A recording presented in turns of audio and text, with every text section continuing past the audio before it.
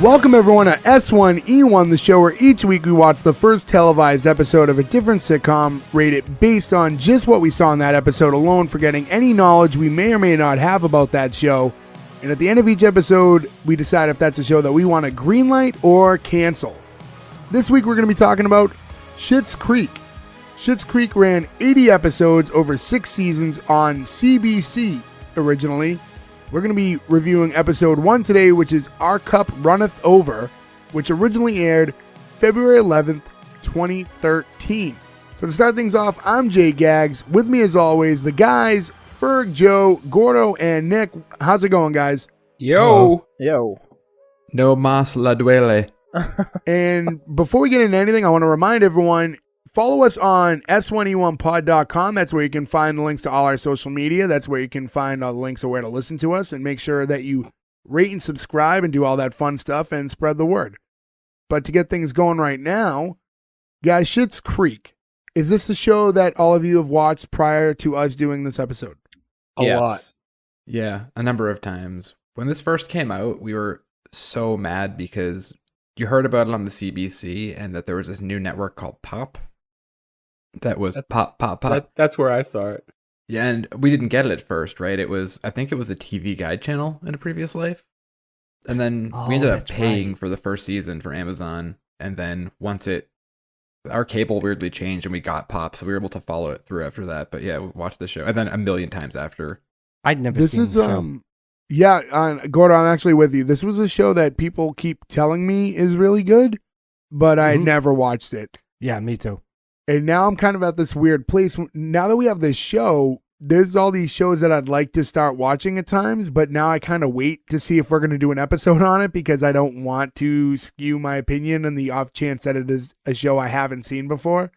There's a weird thing, too, where there's only so many hours in the day. So, like, there'll be shows that we'll cover, and I'll be like, I want to watch more of this. But then you're busy with work, and then you've got other shows you need to watch for this show. So this show that is about how much we love sitcoms is actually stopping me from watching more sitcoms. Yeah, I mean, like, this is our 20th episode, right? And there's a lot of shows that we've watched that I've wanted to dive right back into after we recorded. And we just, we have a schedule we need to keep up with this, and then actual life happens and other shows. So it is tough to go back sometimes. And there's also others that I'll never watch again. And for sure. Well, we never played that guitar since Mama died. You watched the entire thing. I'll never watch it again, though. Until there's a second season, and then I will burn through all of it in one night. And for those of you who are new to the show, that we're talking about our Country Comfort episode, which you can find in our archives. So again, go to S1E1pod.com or Spotify, anywhere where you listen to your podcasts. And if you're listening to this right now, you probably know where to listen to us. So go back to the Country Comfort episode, and you can hear what we thought about that. It's a pretty fun episode. And I would suggest anybody who's never seen that show to listen to our episode about it and then not watch that show. We did that so you didn't have to. True. So let's get right into Schitt's Creek. So opening scene, we're inside of this beautiful, huge mansion, and someone's ringing the doorbell, pretty constant, over and over and over again. And then we see who I assume is a maid going to answer the door because she's like holding like that like duster, and opens the door. You just see the back of the man's head, and he's holding his badge up, and she's nervous. She thinks it's immigration, and they're like, no, revenue. And she calls for the boss. It immediately cuts to all this chaos, all this, they are just cleaning through the house. They're ransacking and taking out everything that they have and repossessing basically all of their possessions. And it's a nice way to also, we're kind of introduced to each of the 4 main characters, like one at a time while this is happening. So most notably, Eugene Levy and Catherine O'Hara play the couple, the, Johnny Parents? and Moira? Johnny and Moira shit. Moira. I'm sorry, Johnny and Moira Rose. Johnny and Moira Rose. Shit.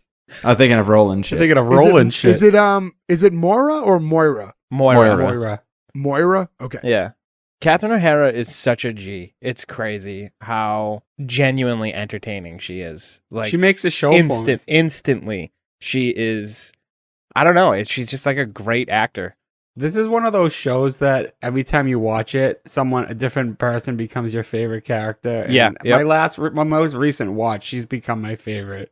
Oh my god, yeah, we quote this show all the time in everybody's voices, and I mean, I would imagine we all had pretty similar upbringings. Just Johnny and Moira, right? Just Eugene Levy and Catherine, like our whole lives between Home Alone and Armed and Dangerous and National Lampoons and all the Christopher Guest movies. They're just Beetlejuice. They were always there. And watching this show was like a weird warm blanket where it's just like, I love these people so much. They're never not going to be funny. So I wanted to ask that, do you guys have your most notables for the two of them that you think of first when you see Eugene Levy or Catherine O'Hara? American Pie for Eugene Levy. It has to be American Pie for Eugene American Levy. Pie, and then for me, it's Home Alone for her.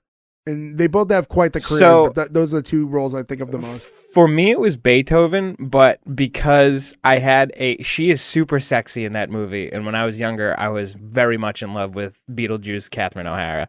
That's totally fair. Really? Yeah. Yeah. For See, me, for it's me- oddly the Christopher Guest movies. I immediately first think of Waiting for Guffman or the two of them as the vocal group in A Mighty Wind. Like, I love them paired so much in that. Is it Mitch and Mickey? And Yeah, I mean, Yeah, like, sounds I about just right, don't, yeah. I mean, I know them from, they do so much stuff, but there's always that first thing that comes to mind. And for me, it has to, like, link to my childhood, I think. I can't see the recent stuff and not think of that when I see them first. Like, and even to go back to Beetlejuice, when I see Beetlejuice, or even when I was a kid and saw it, the first thing that would come to mind is, oh, that's the mom from Home Alone. yeah, I It think for definitely Eugene Levy, did the come out worst- before Home Alone, though, right? Beetlejuice, I close. think it did. They're probably close. Oh, a few years. Yeah, it was a few years. Because Beetlejuice is Um, before Batman, and Batman's 89. So I want to say Beetlejuice is 87. And Yeah, I Home was gonna Alone say, I 1 thought it is was- 90. Yeah, I thought it was 86, 87. yeah, Yeah, but somewhere like, in that neighborhood. for- 1988. is 88, Beetlejuice? Okay, yeah. So that 88 was is before Batman Beetlejuice. 89. And What Home about the Alone's next probably movie? only like 90 or 91 also, right? I think Yeah. it's It's gotta 90 be. and 93 maybe, or Right. 1992 And for one for what it's worth, like in my personal case, like we're all born here 85 and 86. I was born in 86. So it's not like I was there for the release dates. Well, we were present on Earth, but like it wasn't like we were watching them in the movie theaters. So I can't say that even though one was before the other, I was necessarily exposed to Beetlejuice before I was Home Alone. Home Alone is 1990. Yeah, so we're talking a 2 year Oh, okay. difference. And for Eugene Levy, the weird one that I always think of, and this is probably just because I saw it so young as a kid and then have watched it so much since then, is it's a small role, but he's the car salesman who tricks Chevy Chase into buying the family truckster in the beginning Oh, of yeah. National Lampoon's Vacation. I don't remember that. Yeah. Oh, And he has that right. one line where they don't want the car, and he says, "You think you hate it now, but wait till you drive it." And I've said that so many times over the course of my life. So yeah, so we meet them, and then there's also the two children who are played by Dan Levy, who's Eugene Levy's son in real life, and Annie Murphy, and they play David and Alexis. Their children. Fuck, I love Annie Murphy. He's also a co-creator of the show. Right.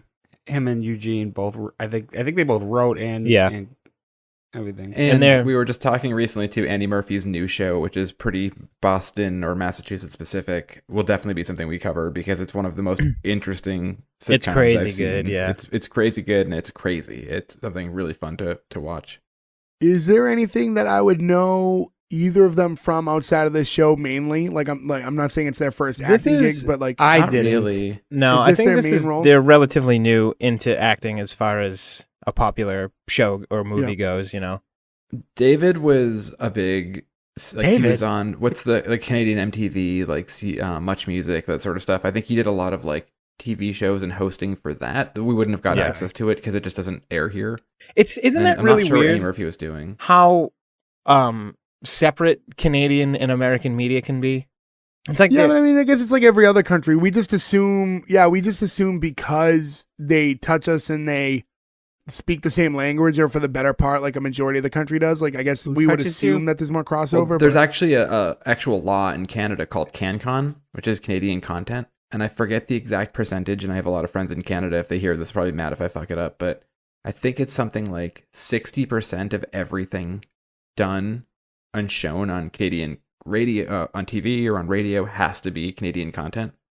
They also So it get means their the milk band in a has to be bag. Canadian, the TV show has to be Canadian. So what was that, Ferg?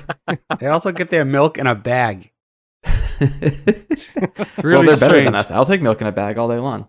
It gets delivered in a bag. My Canadian friends showed me, and it's really strange. I love how that was such a pinpoint for you. It still blows my mind. So I think that 60% of milk has to be Canadian and in a bag. The other 40 can be in a glass bottle or cardboard carton. But So, I think that's why we don't see a lot of these people in shows, right? Because they can't export stuff. Or they don't export stuff out because so much of it is, right? I was It's gonna like say, they Think can of shows like export Red it. Green. Ferg, you remember the show Travelers I got you to watch? Yeah. Literally Great show. everybody on the show is Canadian. And it's like a 15 person cast. Every single person is Canadian, filmed in Canada and everything. I thought that was really strange. People live in Canada. No, I know. I just thought it was weird that like it's a country. They do? they're all Canadian. Like it's just weird. I don't know. Well, just to give So you another reference point too, like if you look at Dark Side of the Ring, right? So that's pretty much they have to film, or they get like breaks on their filming and everything because they film all the reenactments and use all actors for all that stuff who are Canadian. And that's the reason Chris Jericho was even the narrator the past couple of seasons, because he is Canadian too. So to get like the funding to do this, you have to have X amount of, Canadian, whatever. I know Vancouver is a huge shooting city. Not well. It is. Toronto is too. Yeah, I guess like most. because they make Toronto look like a bunch of American cities. Yeah, they use I it for think New it's York kind a of lot. plain. So yeah, it's easy to morph. Fun fact: remember that shitty Ninja Turtles live action show, The Next Mutation? With Venus, yeah. Yeah, that was all in Toronto, and they made it look like New York. And every once in a while, they'd slip up and have like the Canadian signs in the background. I think the same thing for Rumble in the Bronx, oddly. It's the Bronx, but I'm pretty sure it's Vancouver. Yeah, I mean a ton of stuff that's been historic for a long time. I think like most of Fever Pitch, which is all about the Red Sox, was filmed in Toronto, except for like scenes that they couldn't avoid it. But yeah, let's move on. Well, just real quick to that though, has anybody here never been to Canada? I've never been to Canada. Really? Been in We've all Montreal. gone Yeah. to Canada together. Well, I didn't go to No, Canada. no, with you guys. I don't know why I didn't go to Canada, but I didn't I go thought to you were Canada. with us. No, he wasn't. Long with us on story that trip. short, we went to Canada when we were 20, and Ferg insists that he wasn't invited, but he 100% You didn't was invite invited. me. You were invited. You talked about the trip in front of me, but never invited me. We invited you. I could have sworn you came. No, he didn't come because he's been talking about this for the last 15 years. So, I don't remember a damn thing from that trip. we'll go back if you That's guys want. not We'll all go up surprising. to Montreal. I don't think I'm allowed in Canada. You We might can't not right be. now. Canada's Yeah, you super might not be locked going down there with still. it. Well, no, none of us are right now, but Yeah. No, I'm Well, when the world actually- opens up, we'll talk about it. Great time, though. we went to I don't PEI remember. a couple years I've- ago, and I would highly suggest going to PEI. It's amazing and super beautiful, and it's a way bigger city than you think it is, and there's tons of stuff to do. And it's a kind of Where's a potato. P? Prince Edward Island. Okay. We actually have a picture in front of a 3-story tall potato from when we were there. Oh, is Awesome. that? I remember the That's where picture. that That's was, where that's yeah. from. Yeah. So that checks out. Okay. I could. Are you flex sure my it wasn't the potato big knowledge. Well, So yeah, we meet the family, and they're all very like rich, entitled. They're obviously not likable people. They don't give you much early on, even throughout all this chaos going on. Not a lot of reason to side with them. You don't know really the story yet. You get a little bit of talking when Moira and Johnny are talking, and it was something about like how his funds were handled, but we don't have much information yet. They're just one thing I love clearing out about the this entire too house. is, sorry. One thing I love about this too, I was gonna say, is that they do a really good job of never letting you know where they are, what country, what place. They sort of keep this show in its own little bubble that it could be anywhere. Yeah, I it's think the smart. most important thing they show right away is that all the people who come in to take all the assets, their jackets just say revenue agency. Yeah. It's not the IRS. It's not whatever Yeah. the Canadian version of the IRS is. It's just like a jacket that says police, right? Like you don't have to know where it is. And I always thought that was really interesting in the show. I wonder if that's a show like them who it's all Canadian, like we are talking about earlier, thinking like this could have some legs to sell it elsewhere, to sell it to the States. Let's not isolate the viewers too much. I'm sure, yeah, part of probably what they're thinking to make it as like universal as possible. And so Actually, they're in done- Canada, it is called the Revenue Agency. Oh, is it? Yeah. Oh, fuck me. Dumb. Well, never mind. So once they clear out the house, we kind of see them. It's just like them sitting on like the couch at this point. There's nothing else in the house except for that giant painting of all of them in the background. and they're sitting talking with someone. I don't know if that's like a finance or who he was who is conversing with them, but he was kind of giving them all the rundown of what's happening. I think it was their And lawyer. Yeah, I think Was it's it? the family Okay. lawyer. Yeah. I thought he was So- with the agency. Right. So we find out that like basically their business manager wasn't paying the taxes, Eli. which they thought the business manager would be taking care of, and it was not happening that way. But And he took everything and he absconded to the Caymans. Yeah, so they are allowed to keep a small amount of money, and for whatever reason, a town that the father bought in 1991, which was like, they didn't really explain the joke. It was just like a joke that he bought it, and it was to make like the son laugh. But it's because of the name. right, but then it was like a whole like, well, why didn't you just Photoshop it? And he's like, what? Well, the joke is that I bought it, so I bought it. You There's gotta like fake this the really deed. dry disconnect there, which is pretty funny. And the dry but- humor of this is just perfect, right? Which is, I think, the best part of the whole show is the humor is Yep. just so dry. Yeah. And so now basically because he was allowed to keep this town that he bought, which, you know, there's no explanation of why that's exempt other than we need the show to exist, right? But they're allowed to move there and could live there for next to nothing because he already owns the entire town.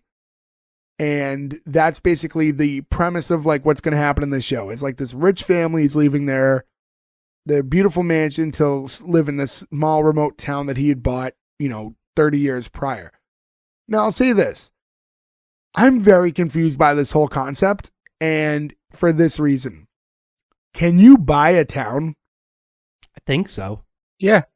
Like, how do you buy a town? I think it needs to I be think like it's a land. unincorporated land or something like that you can buy, but I don't know specifically.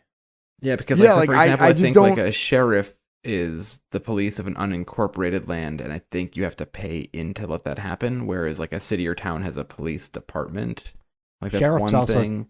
Fire Yeah, department, sheriff. same thing. Well, like, we're gonna meet the mayor municipality later, right? taxes. And So that's how he buys the town.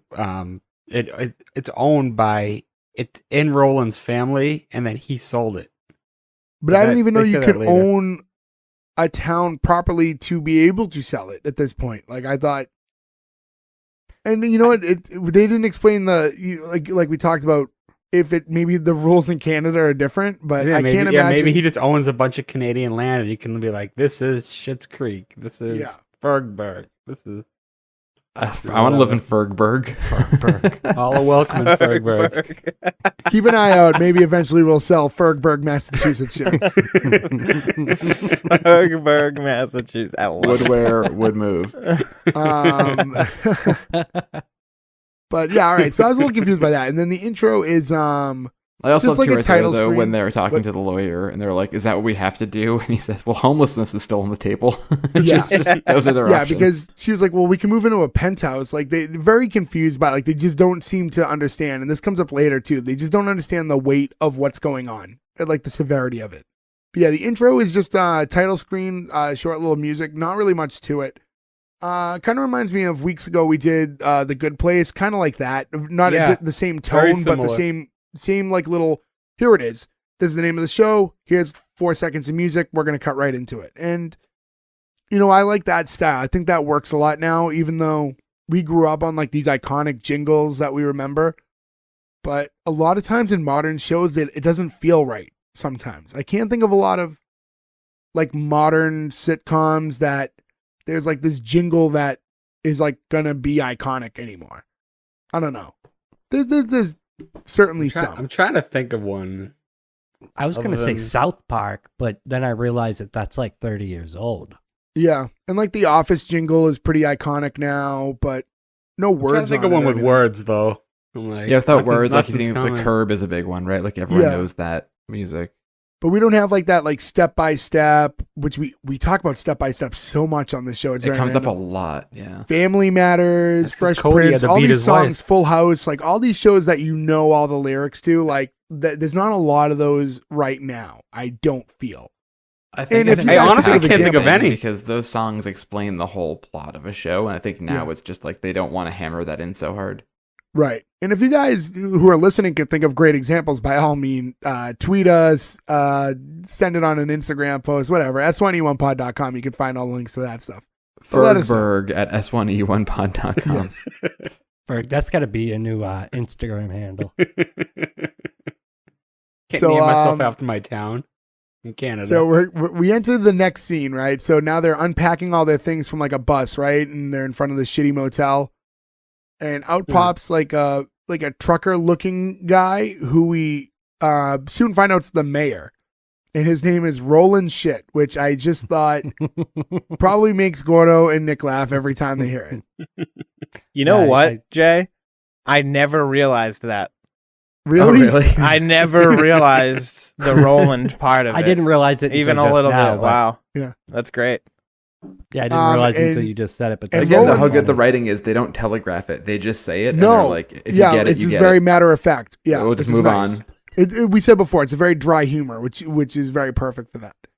And Roland is played by Chris Elliott, I mean, I'm trying to think, there's so many things he's been in. Cabin Boy.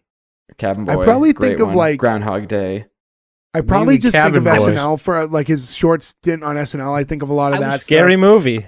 Scary movie. The Scary Grab my movie. good Yes, hand. good hand. I was trying to think of who he was, and I couldn't Yeah. place him. Thank you. My Thank you. That favorite was really sketch, making I me think laugh. SNL is maybe at 35 years right now, and I bring Is this it up weirdly often. but Zima? My favorite sketch. Yep, the Zima sketch from SNL is my favorite sketch of all time, and Chris Elliott is just amazing in that. Yes. And it's so weird and so dark, and it's I have fucking perfect. zero recollection of him on SNL, like ever. The Zima did sketch one is like season. iconic. The tastes like candy. Yeah, like it tastes like candy with Mark McKinney, another Canadian. This is one of Yeah. those casting choices that I can't picture anybody else doing it. Oh, nailed it. No, You know, yeah, like no one it was else just could such a pull this off the same way. perfect casting. Yeah.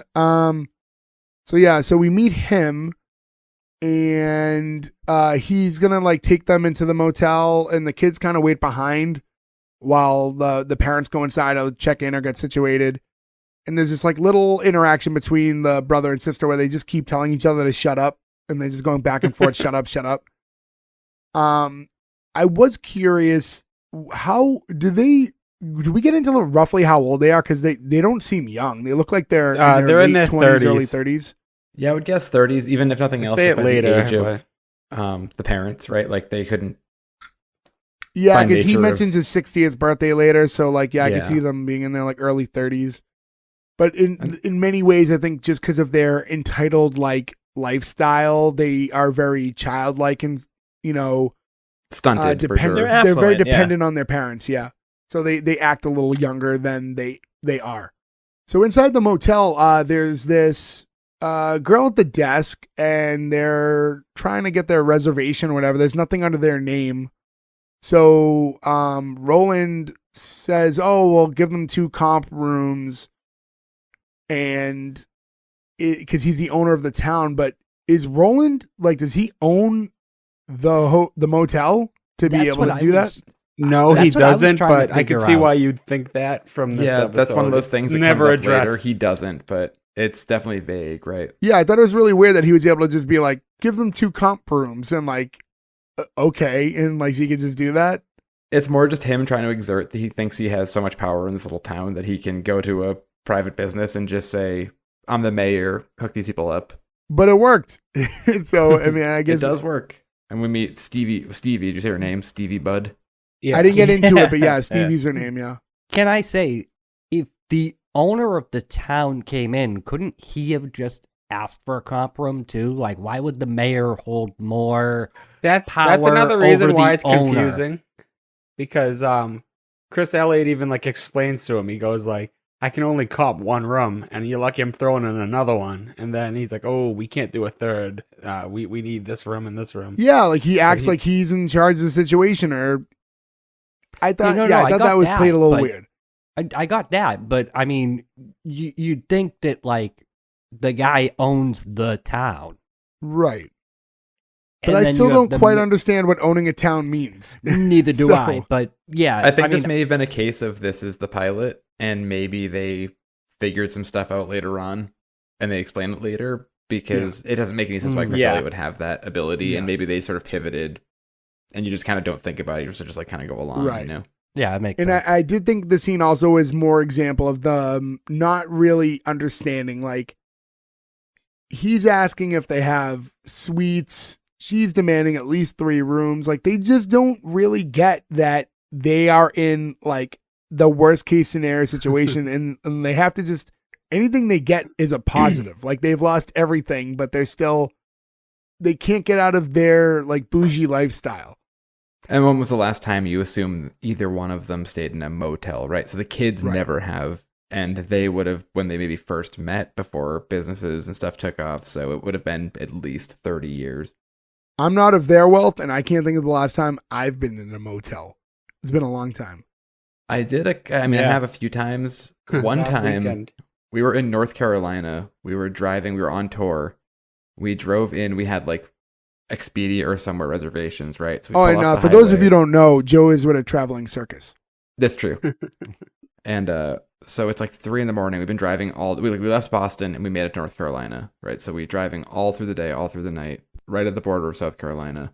We pull into the parking lot of this motel that looked very much like the Schitt's Creek, the Rosebud. And there was a prostitution sting happening. So there was just like 50 cops arresting 50 sex workers. And it had sort of like one of those like U-shaped driveways. So we drove in, saw what was happening, slowly just drove back out and just drove down the road for like another hour until we found a place so we could call. We were like, there's no way we're staying in a place that's an active crime scene. We're going to just keep going. And that's probably my Sounds favorite spicy. You should have. motel experience. You should have. Sounds spicy. I remember when we were on that road trip. Too many cops. We pulled into a motel. We had been driving for a very long time, and it was like the seediest looking motel. But inside, it was like the nicest rooms ever. Very Was that comfortable. the New bed. Jersey one? It was. I forget. I remember you got trapped in the bathroom with a moth. That was the New Jersey one. Yeah, that was that one. terrifying. And then Ferg, you came out after taming the moth with an entire shaving cream covered bikini, right? That's a different trip, all right. And That was also in New Jersey, though. New Jersey makes me do crazy Yeah, things. something about the Garden State really doesn't. The for you. moths. So we finally get into the rooms themselves, right? And the first thing Johnny says is it smells like a gym bag. And I think that is such a descriptive smell that as soon as he says it, you know exactly what he means. You know what that means. You smell it, like you smell it Yeah. in your head right away.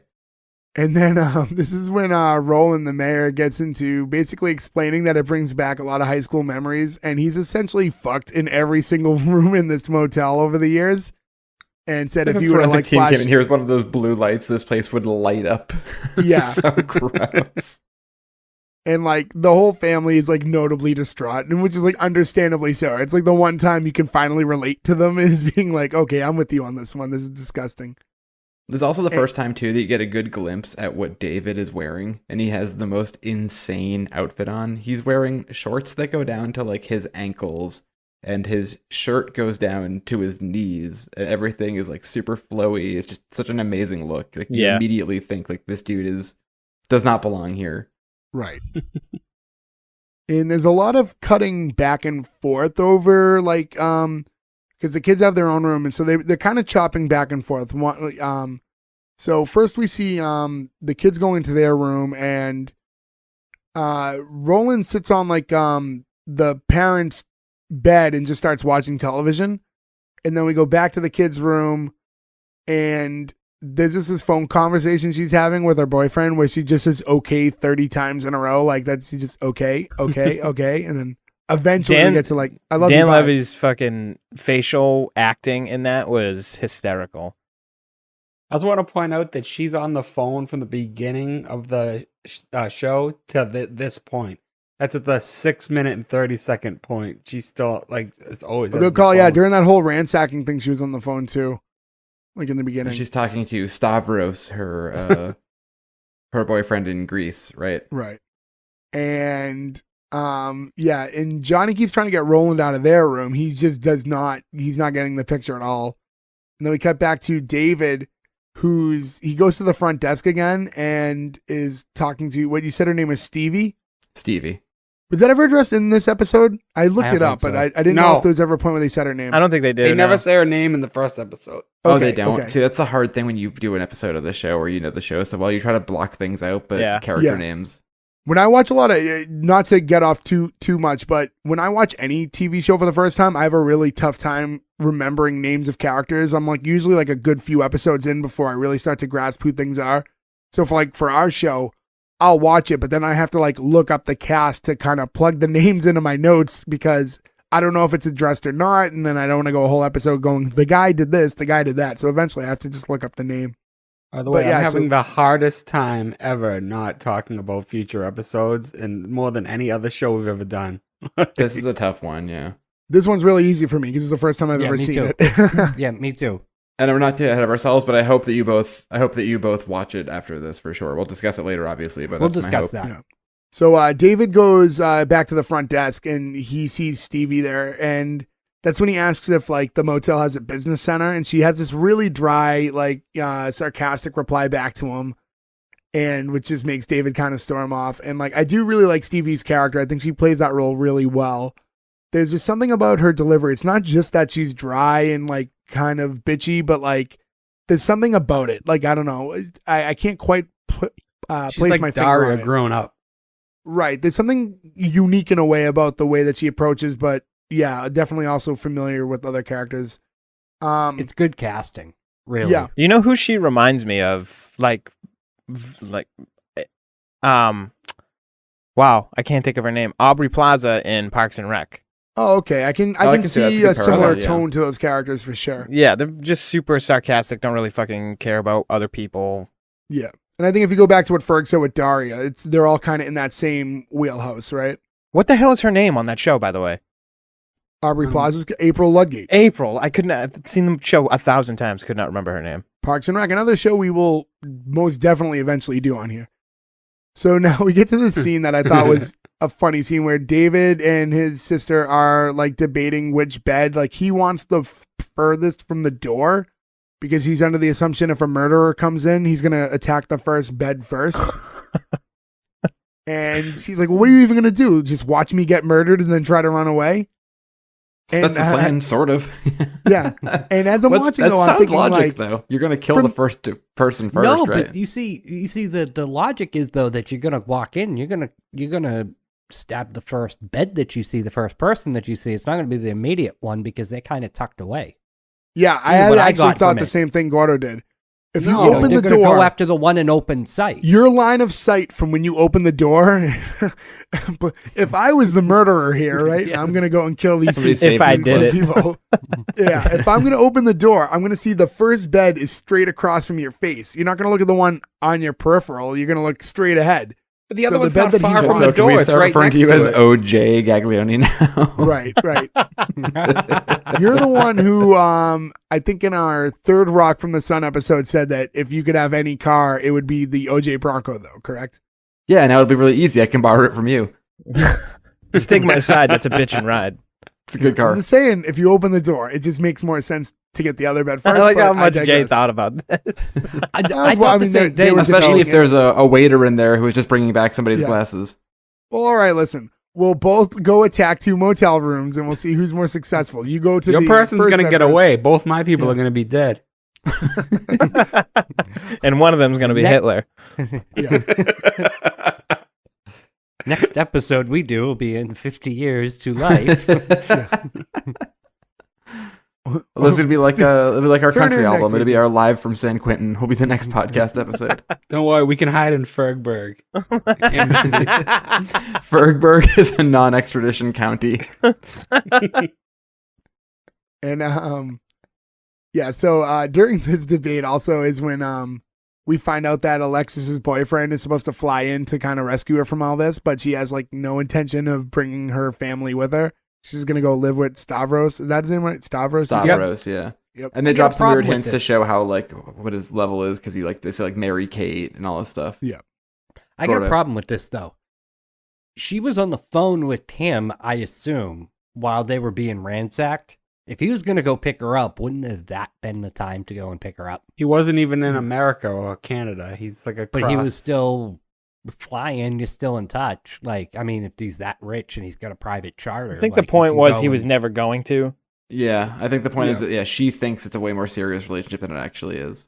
Yeah, that was the Yeah, thing well, I mean, that they get David into kind of that, got but- on her for. Dave was like, "You guys have only been together for 3 months." She's like, "It's And been they- almost 4 months." Almost And 4, he's- David. No, she said Yeah, it's going to be 4 months next month. In a Meaning month, it's yeah. 3 Oh, months. okay. Yeah. Oh, I didn't even pick up on that. I didn't pick up on that either. Yeah, I And, did. I thought that was cute. And she also had said that, like, and he's also like getting close to considering potentially telling her that he loves her soon. So Yeah, it's just the most So- depressing scenario. yeah, so things are getting pretty serious between her and him. So and now they're still going back and forth about who's gonna get murdered first. But the kids eventually go back to their parents' room where we still see Roland like oh, I forgot to mention. Oh, he's had to taking a use their massive bathroom. shit. Yeah. Yeah. So they're still waiting for Roland to come out of the bathroom. This is the and- Gordo scene of the episode. Well, I was going to say too. I love the exchange between him and the mother when she's like, "Is it necessary?" And he's like, "Oh, that train has left the station. It is absolutely necessary." I was picturing you giggling. Yeah. when Me I was too. watching I that did. episode. I giggled at that. Yeah, we're at a point now where I have like a bookmark of like that's the Gordo part of every episode, and that was the moment. Every time And he someone has to just go to shakes the it off bathroom. laughing and then walks away into their bathroom. It's just like immediately I was like, God damn it, Gordo. I Somewhere just like to across thank town, Gordo you're for being watching here this. because I would be that guy had he not been here. So It takes the heat off. You you. appreciate You it. saved yeah. Nick from being the poo friend. I did write the book on poop, so To actually have right near my hand. Gordo's book Oh on poop. yeah. The secret I have an shitter autographed on copy. Amazon. Gordo autographed mine, so Yeah, I you think gotta mine's get over there. autographed too. Actually, Mine's Oh, not I just got a autographed. regular version like a chump. he signed it with poo. He was using I a will- brown next- marker that day. I don't know what he found. next time I see you, I'll sign it. I'll sign both of yours. Thank you. So Roland He signed finally it in exits the Sharpie. bathroom.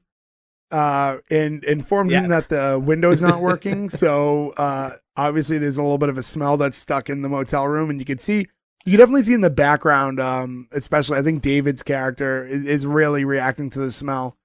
And And again, like Nick had mentioned earlier, the facial acting, his acting at the smell and just his general disgust is just, it's like a classic mime. It's so Yep. fucking perfect. And again, still, he's just really not getting the picture, and sits right back down and is like going right back to the TV. And then this was maybe like the best part to me of this entire episode, because Roland's not picking up on all these cues about like, you gotta go. And like, maybe it's time for some family time. And Roland's just not getting that. Hey, listen, I gotta leave. And then finally, Johnny just snapped and he goes, "Roland, will you get the fuck out?" And there's just that silence. And like, you could just see like Roland's heart break in half. He's so upset. And It's so out of character too for Eugene Levy because he'll get like flustered in movies and TV shows, Yep. and he'll yell, but it's Yeah, always it's like sort of never that, his like, thing.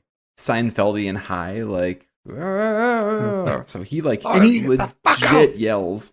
And he in this, pulls and it's back a so little funny. bit too, because he does feel bad afterwards. Like he's trying to, like, this has been a stressful day, and like our medication's all wearing off, and like, we just need a little private family time. And Roland's still obviously very upset by this, and is like, he's talking to him, but you can see he's pissed because he brings up the "get the fuck out" part again later, and quietly kind of I exits. love the delivery too from each of them. Like when he goes, "All right, I'm just gonna get the fuck out." It's like, Yeah. Yeah. It's so good.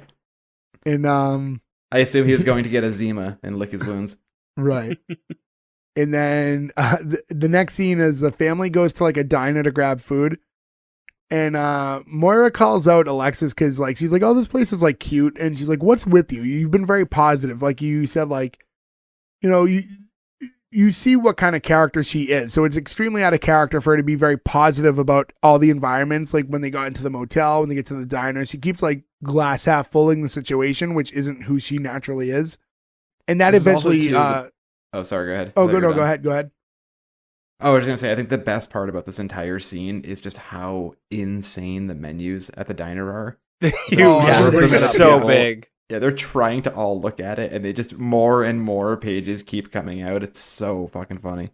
Yeah. Did you? And Jay, I don't know if you knew that's Eugene Levitt's daughter. I did. Yeah, Because, like I Twyla. said, I have to look up character names. So as soon as I saw that Who, her the actual waitress? name ended Levy. Yeah, the waitress, is Twyla. Eugene's Eugene daughter too, Levy's. and David's. I actually didn't sister. know that. Yeah. Oh, interesting. David's sister, Eugene Levy's daughter. Yep. I just knew about David. I didn't have. Well, they I had don't no look. I mean, idea. like I can when you look at Dan Levy, like you can see that's the Eugene brows. Levy's son. Yeah. But with her, she looks very like totally different, like skin complexion. Her whole like It's tough without having the reference of their mother. You know, right. I don't know. Who What I'm I don't know what she assuming. looks like.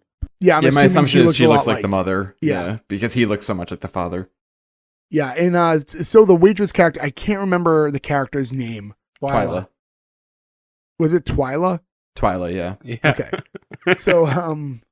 So she's talking to them when she goes to give them those gigantic menus, and is basically like, "Oh, I read about you guys." Like she knows the whole story because it was like in the paper or whatever, and then immediately relates it to like her cousin who got in trouble for like making a fake telemarketer company and got arrested and sent to jail. Well, And, he went to he's jail, like- so And he's like, "That's not quite the same, but okay." And she's like, "Right." She's like, and mentions he went to prison, and but he's learning Spanish, and then said something that he taught her, and which Get I it, Joe. believe meant "stop, it hurts." No más le duele. Stop, it hurts. Yep. It's my favorite joke of the whole episode. Yeah, that I one was love really when good. she shows up though because Moira's in the process because she just found out that Alexis is planning on leaving, Right. so she's in the process of calling her what was it, a selfish, duplicitous whore, and then she looks like goes, "Oh, hello," like yeah. it's so good. Selfish, duplicitous whore. There's so much great throwaway line writing in this show that there's just like, it's not like Married with Children where there's a joke every 5 seconds and you can't keep up, but there's a joke so quickly and it's just so dry Yeah. that sometimes you're It's, like, yeah, wait, it's what did like they just say? deadpan. Like And can- they say it in such seriousness. And what is with her like transatlantic accent? Her Right. her accent is bananas and it's so funny and it doesn't have any She's specific just supposed to be like a region. classically trained actress, like an old timey thing. I think that's what they were going for, but I could be wrong. I don't Yeah. Yeah, know. like it's a weird old Hollywood I mean, that's affect how on she it or usually something. talks, though. Like even out of character, or maybe No, not no, she actually. doesn't Yeah, talk like yeah, that. maybe No. not. Yeah. I don't have enough reference. Usually she goes, Kevin! I was all waiting. she I was said. like, is somebody gonna do it or do I have to? Thank you for I literally don't think I can get my voice to that register anymore. Like I don't think it's possible. But I mean, at least try. Good thing I have Let's this hear it. Do ridiculous it. high pitched voice. Give it a shot. I don't.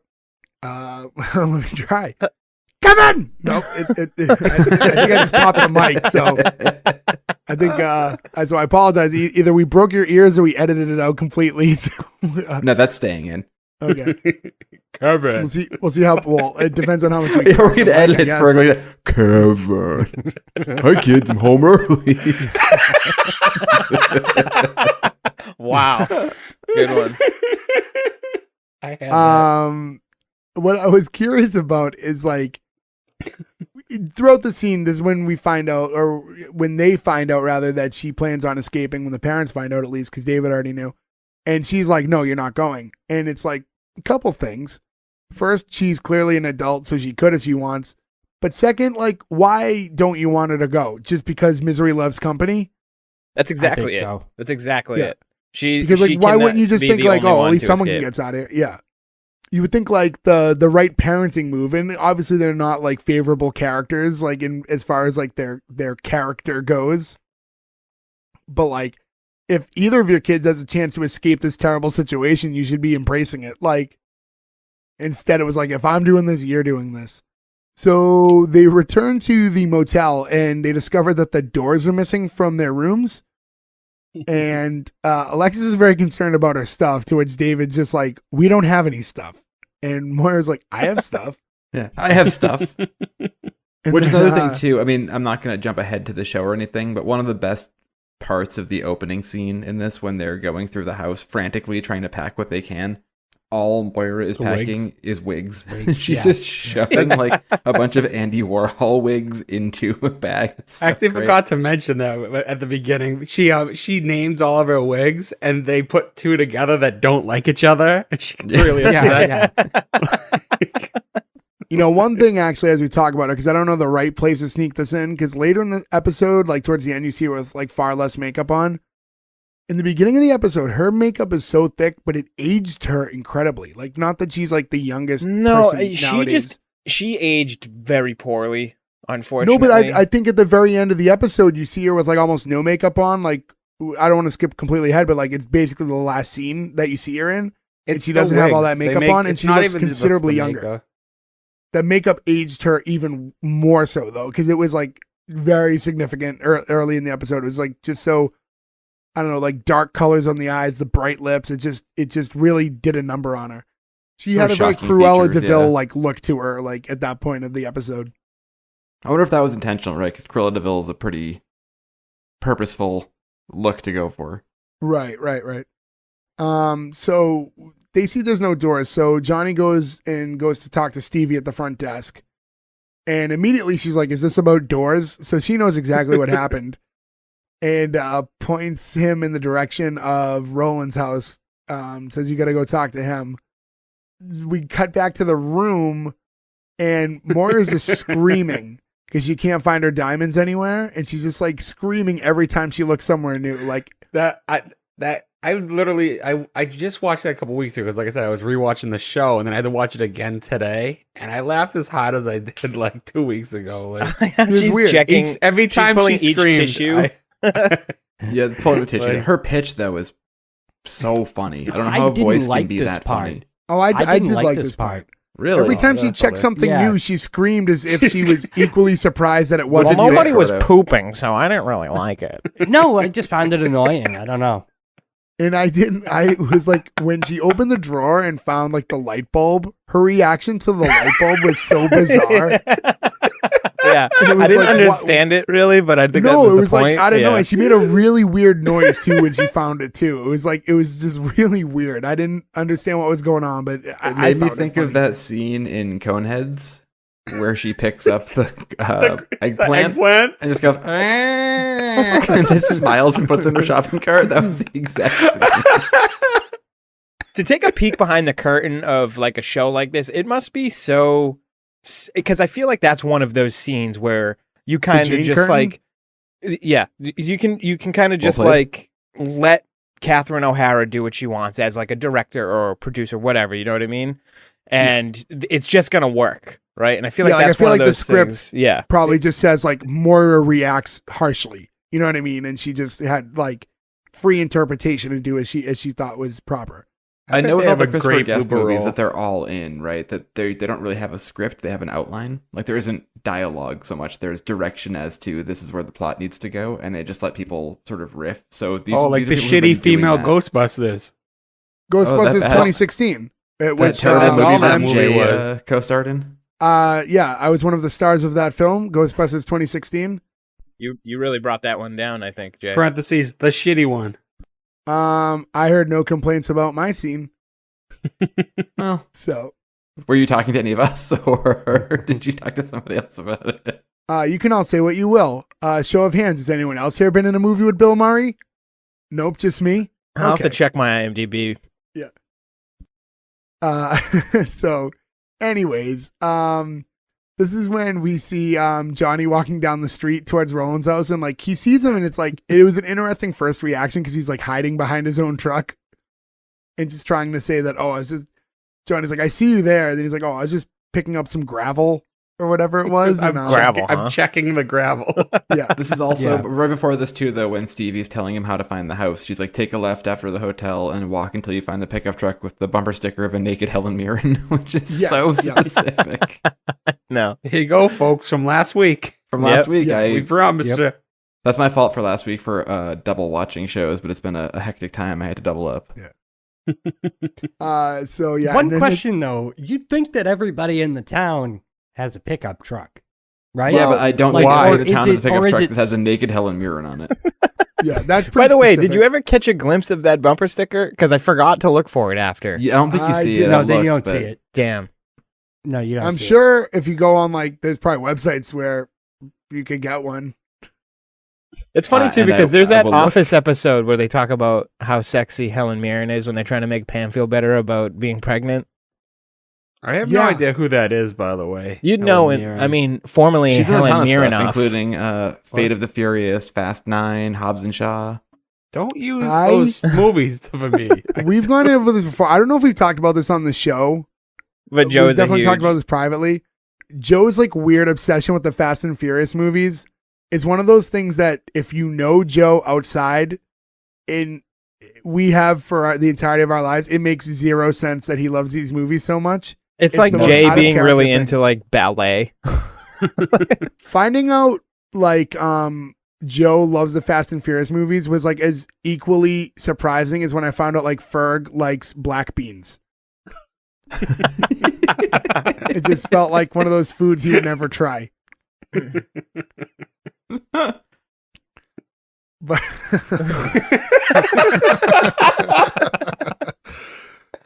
but Well, Ferg, we'll go to the store. I'll buy you some black beans at Hobbs and Shaw's. That's a real regional reference there, everybody. Sorry. Is it? Shaw's I don't think is there's regional. Shaw's all through the country. I think Star Market. No. Shaw's is Star Shaw's is Market. regional. Yeah. Star Market's Shaw- more. Shaw's is regional. It's owned by a parent. I don't know who owns it now. For those of you listening, I used to work for a supermarket years ago, and Before they the were owned movie by a game parent took you company. over. So, like, depending on where you live, like if you live near an Acme or a Jewel, like those are different supermarket chains. They're all Albertsons. They're all owned under the same Hannaford's. parent company. So, like, those are all owned by the same company. So, depending on what part of the country you live in, it's really the same thing. Anyways, Yeah. But Hannaford seems to be the best one, I think. Hannaford's is great. Hannaford's, I mean, aside from Wegmans. Wegmans. Wegmans is Anyway. Where is there a Wegmans, by the way? Medford. One in, like, Medford. There's a Wegmans in Medford? Yes. Yeah, where the The Meadow Glen Mall Meadow used to Glen be. So if Yeah, I'm Wegmans not if you're going looking to there. sponsor Wegmans. anybody, like you have some big fans here, Wegmans. So Yeah, and Burlington. usually There's go one in to Burlington too, Nick. That's an easier Yeah. drive probably Send- for no send drive us for that people checkbook. not being there. Burlington from Winthrop Just for not, it's not as crowded. I mean, To food shop? to food shop. no, To no, food Wegmans shop? isn't a regular food shopping. You go to Wegmans to get things that you can't get in Burlington? other places, so you might have to take a longer drive. But the Wegmans in Joe, Medford you don't is a nightmare. drive. Joe, you don't drive. You don't have any idea of where towns are. Yes, I do. I'm in cars constantly. Just because I don't drive doesn't mean I don't know where towns are. I know what distances. Burlington, Massachusetts from Winthrop is like an hour plus. I'm aware because it's about half an hour from here. What I So said why is wouldn't you go 20 minutes to Medford? because I the can Medford one promise is so you- busy, it's not worth the wait to You could be go to going the- through there. Why is this happening? Just What is happening? We're Guys- arguing about distances to grocery stores because Okay, Joe like made a super mad. Hobbs and Shaw joke. yeah, What the fuck? Let's move on now. All right, moving there's on. a giant chunk of this that we might have to trim down because I don't know if everyone's going to. I'm leaving that in, but the whole thing. So at this point, Johnny's demanding that the doors are put back, and Roland's basically saying, "Well, you disrespected me, so I took the doors out of anger." And he compares it to when his father took the door out of his room and said that privacy is earned, which is a very strange situation. And I don't see how it applies at all as to why he took the doors from them.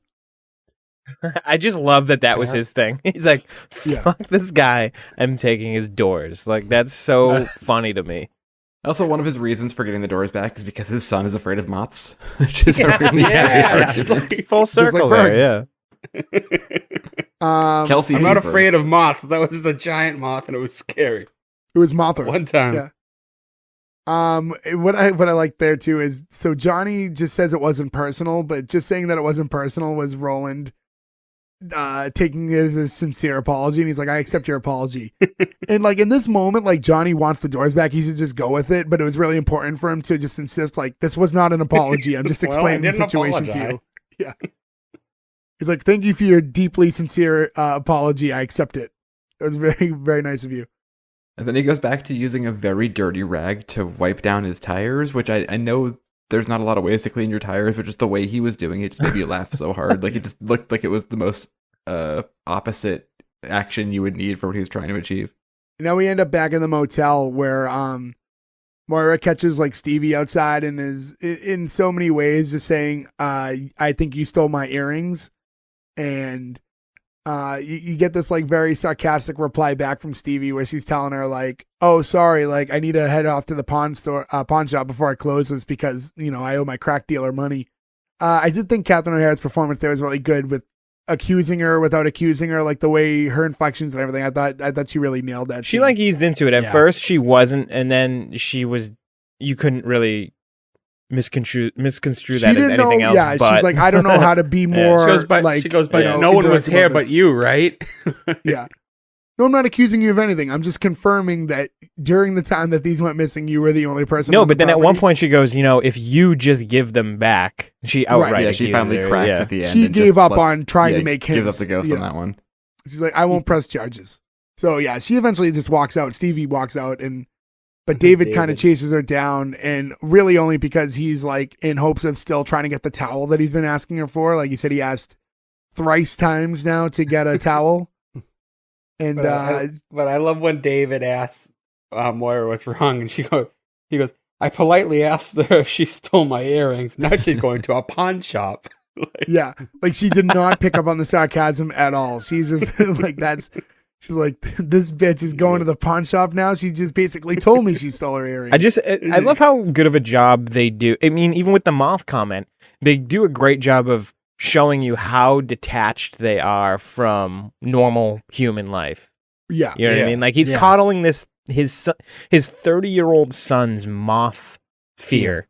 Yeah. And she doesn't understand basic sarcasm. It's just like there's a lot of it there that they're just so out of touch. And also the next thing he says too is like, "Can I ask you a question? I think you're kind of rude." And she's like, "That's not a question." Like he doesn't even understand the structure of how to ask a question. And calling her rude though is actually what eventually lands in the towel, right? Because she kind of took it as a compliment. So that's what gave me the April thing.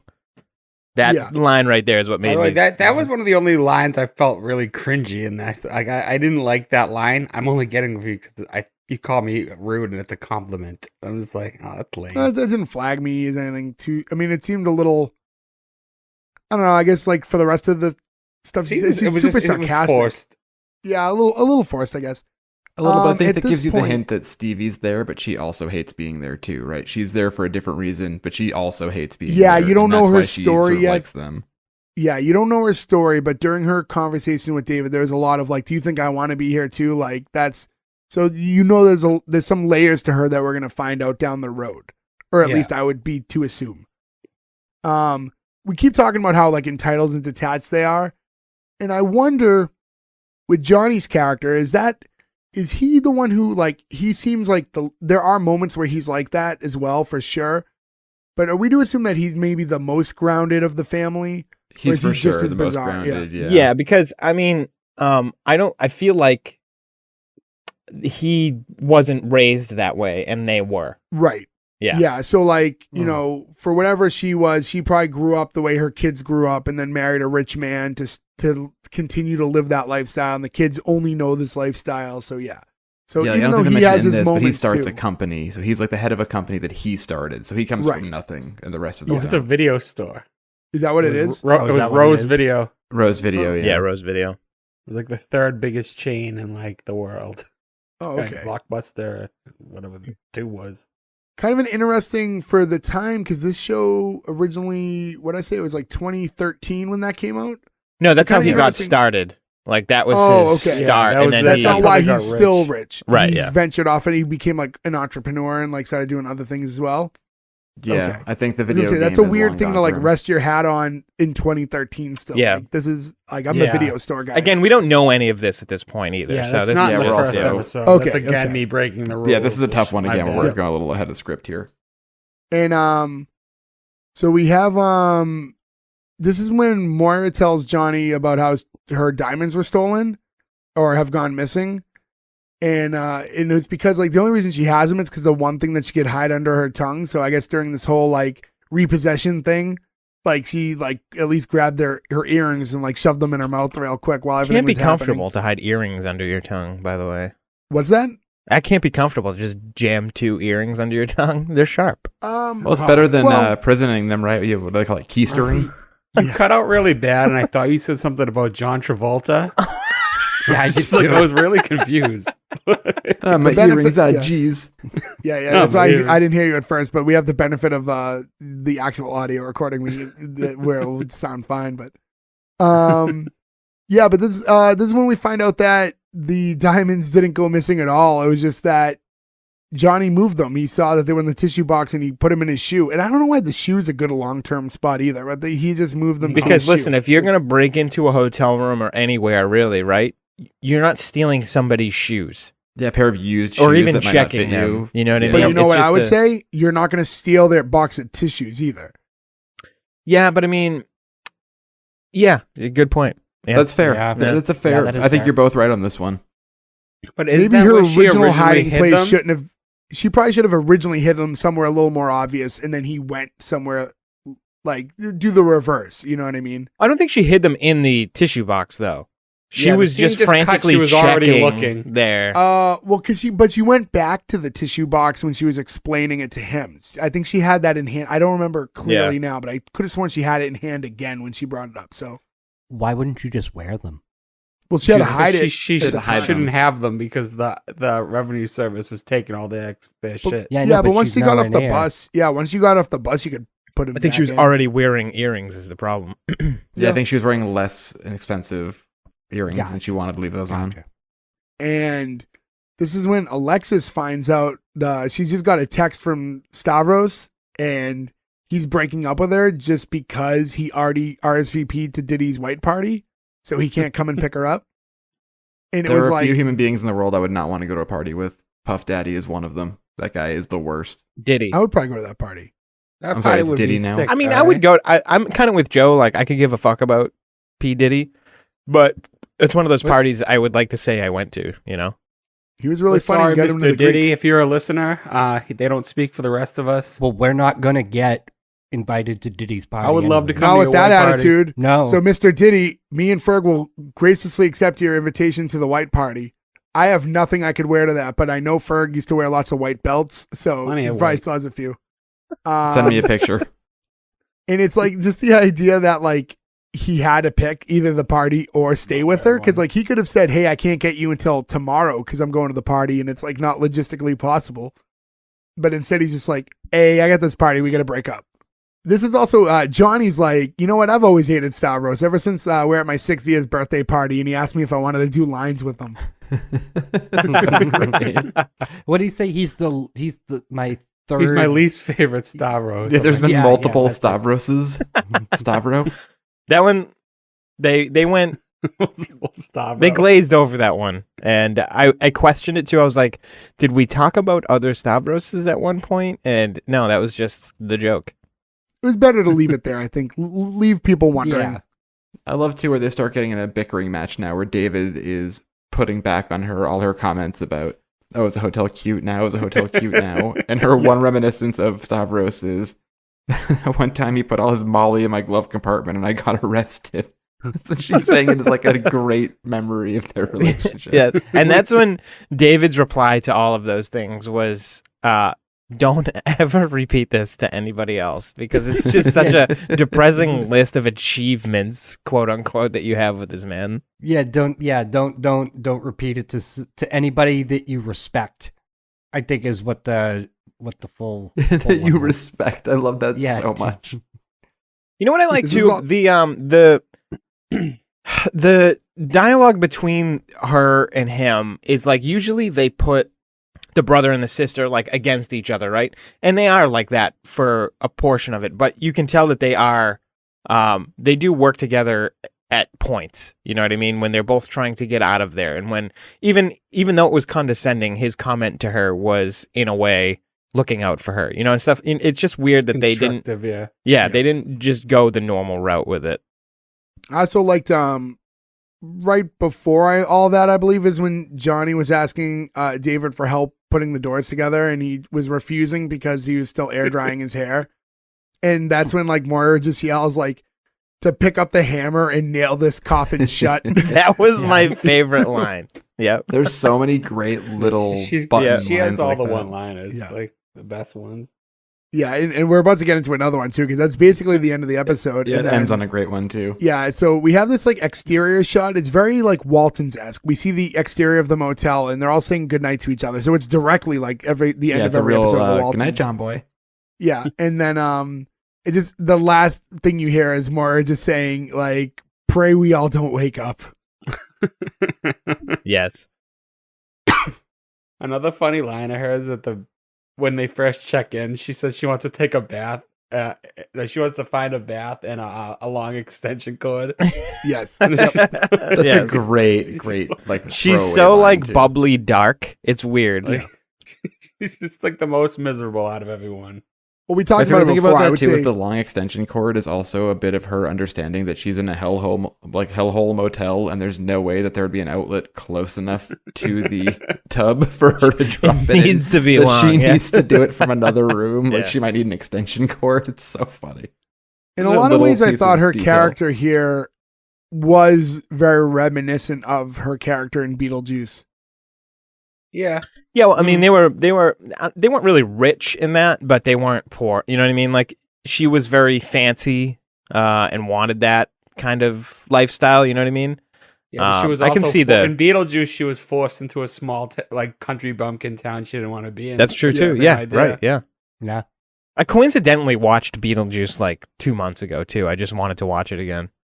Are It's you a sure it shame it's wasn't so hard to watch Beetlejuism? Beetlejuice now because of Jeffrey Jones, though, or like any movie with Jeffrey Jones, an actor I loved so much growing up, and now it's like, oh, this makes it Oh, a he had a lot harder. of those younger charges, right? Wait, with Jeffrey the- Jones, was that the principal from? Ferris Bueller. Yeah. Oh, he did? No, I didn't know that. I would say he's a lot an of avid pornography photography with people collector that and weren't- leave it at that. Don't Yeah, ruin they him for weren't- me. Yeah, damn. They weren't. Ed- They weren't Ignorance is of bliss, age. Joe. Ed Yeah. Rooney? Yeah. Hey, at Rooney's office. 9. yeah. I didn't So, know yeah, that. we That's a won't- bummer, yeah. Yeah, we won't Call me sir. dive Damn too it. deep into that because that's Also- obviously a pretty disgusting thing to do. But yeah, we'll leave it at that. So we, at one point, I don't know if we talked about this, but I watched very close together Beetlejuice and Little Monsters. And Howie Mandel's Maurice in Little Monsters is Beetlejuice. Like, he definitely just saw Beetlejuice and was like, that's what I'm going to do. Smart. I haven't Yeah. thought of that movie since it probably first Fantastic came out. movie. Watch I that one. watched Little it Pretty Monsters is recently. pretty great, It's too. on one of the Beetlejuice streaming is definitely sites. better, but Little Monsters is a great movie. They're I just mean, I remember apples and liking oranges, it, I but- think, honestly, even though the main character is a similar. It's the only movie with both savages in it together. Wasn't That the wins video for that. game one? The video game one? Weren't they both in No, that one? they weren't both in. No, just Fred, What was the name of that movie? the wizard. The Wizard. And Yeah, Lanny- I thought they were both And Lanny in that. Poffo was not in Spider-Man, right? Yeah, he's Bonesaw McGraw in the third movie. Oh, the Savages. I get it. You son of bitch. You silly bitch. So anyways, so we covered the whole episode. Anything else you guys want to talk about as far as Schitt's Creek goes before we move on? No, except I will apologize, and I think that any one of us in this podcast, I feel like I can speak for everybody who's seen this before, that sorry, this was a really tough one to not reference Mm-hmm. the future of the show. I don't know what it is about This this, was the show hardest versus some one. other ones. I but think luckily that a lot of people who might be listening to the show have also seen it too. It's a very popular show now, especially since it's been on Netflix. So I think we will at least cater to them a little bit in our inability to forget. You know, luckily Jay didn't really watch it too, so we had his outlook on it, which was fresh. and Gordo as well, right? Yeah. And yeah, Right, I and didn't I see can't it either. speak for both of us. I can say from my end, and I don't know about Gordo. I'll say as we went along with the show, I wouldn't say that you guys said a lot that really tipped off a lot of future stuff. So No, I I wasn't a was lot that's trying ruining really the hard thing to for me, hold yeah. it back. Like there was stuff kept wanting to bring up. Like, And it's tricky. I mean, we say it all the time. It comes up. We do our best to on our show here. What we do is we try to just really rate the pilot episodes of shows and ignore everything else. And that's the whole premise of what we do here. And it gets tricky because it's very tough when it is a show that you really like to shut that off sometimes and go, you know what? Episode 1 wasn't that great. Or sometimes it's a show you didn't typically like, but you go, you know what? Watching the pilot makes me want to continue watching it for now. And like, that's kind of the fun of what we do. But it also, when it's a show that's kind of near and dear or something you've recently watched, it gets tricky to do that. So you know what's strange too is I feel like this is a little bit meta, but the point of our show is to judge the first episode, and I feel like from 80s to early 2000s, your chances of finding a miss on a pilot are much greater than they are now. I feel like the pilot is way more important now, especially for network. I'll exclude the Netflix originals and stuff like that because we've seen that a pilot can be garbage. But I think that they have kind of really figured out the formula, and they're gonna get you with the first episode now more than they ever will, or ever would, rather. Trying harder for it, yeah. And one thing, you mentioned Netflix a few minutes ago too, Nick. I think a really interesting thing about this show, before we start talking about other stuff, is this is a show that was originally just on only a Canadian network. Yeah, what did I say? CBC? Was that what that's called? Yeah, CBC. Yeah. And then a very, very, for the most part, small American network picked it up. Right, so this was a show that was getting a lot of buzz, but most people couldn't find it. And then Netflix picked it up while it was still in production, and then started playing it, and it found an audience there that then built and drove people to the actual networks it was on. And that's a very unique sort of only of this sort of time. Yeah, it's a weird full circle that you haven't seen. Streaming show first. You know what that makes me think of is, and then the streaming helped it, and then helped the networks too. It was a really interesting scenario. I look at like Cobra Kai, right, which is on Netflix now, and exclusively to Netflix. Season 1 was first, right? It was a YouTube. Was it YouTube Red? Was that what they were calling it at the time? Yep. Yeah. Red. And that was their premium, and it just didn't take off. They really put all their eggs in the basket of that show. Like, well, we have Cobra Kai, but people are like, okay, that's not enough for me to pay for another subscription service. And the show kind of faded off. Like, Ferg always really liked it, but like, it just didn't reach a lot of people. And then all of a sudden, it moves to Netflix, and the show explodes and becomes bigger than you'd imagine. And now they're like, pumping out like season 4 is like right around the corner. So, but if that show had moved platforms, it wouldn't even, they wouldn't have made us. I think the second season was made, so it would have ended there. I feel like that show is a really good control because Ferg, I as a fan of the show myself, I'm curious on whether or not you agree that show at the end of the day really isn't that good.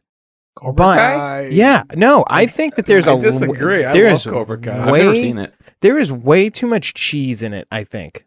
Personally, I don't, and I know it's probably catered to a younger audience, but listen, I watch it and I will watch whatever comes out next, but I find myself cringing at it more often than not. I think, and I don't want to go on too long. I don't know if it's quite a sitcom for us to get into it. So like, but to talk about it really quickly, I think it's one of those shows that balances nostalgia with like modern day in a way much better than other shows have. But I don't want to talk too much about like a different show right now. We might one day do that. I don't know if it quite fits the sitcom theme that we're running, but who knows? I don't think that fits personally, but what you said about this helping the network and like moving over and like saving the show, I was hoping that would happen with that show Ash vs. the Evil Dead because nobody saw it on friggin' Stars because nobody. I love that story, and I never watched it. That show is so good, and it just nobody watched it when it moved to Netflix either. And I'm just like, damn. How many seasons did that go?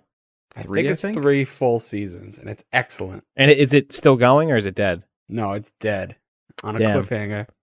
Oh, I fucking hate that. Worst. I hate that. Finding out stuff like that about shows makes me not want to start them sometimes. If I know I'm not gonna be like satisfied at the end. It's fully completed. Watch Ash vs. Evil Dead. One of the biggest examples of that I think is Last Man on Earth. I don't know if any of you guys. I know Ferg did, but I don't know if you guys watched it. With the what the hell's his name? Oh, I watched some of it when it first was on. Will Forte. Will Forte, yes. Yeah. Fucking great show, but it just like never got the traction it deserved, to the point where they ended that series on a very big next season cliffhanger that you just never got, and it's such a bummer because I'd love Never to get like paid off, I don't even yeah. want to rewatch it now because I know like you never get the payoff. It's because of Like, female not even lead close. That's that why I they haven't used. watched My Name Is Earl. Rewatched My Name Is Earl until now for this show. I keep hearing rumblings of new My Name Is Earl. I would love that so much because I'll say this when we covered My Name Is Earl on our show weeks ago now, but for those of you who want to go through the archives, go ahead. When I went to go on, was it Hulu to watch it or whatever it was trending at the time. So maybe there is a little bit of news that's making people watch it again. But let's move on because we've been running a while and I think it's important that we can we're on quite a tangent. So let's get into the green light or cancels here. So I'm just gonna go in the order that I see you guys in. So Ferg first, green light or cancel Schitt's Creek. Oh, easy one this week. Green light. Every single character is amazing on this show. Great actors. And even the jokes we talked about, we didn't do them justice because every character has such a distinct voice and a distinct way of saying each joke. It's just, it's awesome. I love this show, and yeah, green light. Joe. This is one of those ones where I don't know if I could say anything better or different than what Ferg just said. I loved this show. I was pretty heartbroken when it ended because we watched it so religiously. I cried. Yeah, we've gone back and watched. Oh, there's a few crying episodes, including some of the singing to be people things. I don't know. It's just got a lot. It's an amazing show. I'll always rewatch this one. It's a good one to throw in the background even after you've seen it. And I just hope that this means that I love Andy Murphy's new show. I hope that everybody keeps doing other stuff that we can see because these are just amazing people. It's a great show. Green light. Gordo. You guys aren't going to like this. I'm canceling this. What is wrong with you? It just wasn't as good as the Big Show, huh? No.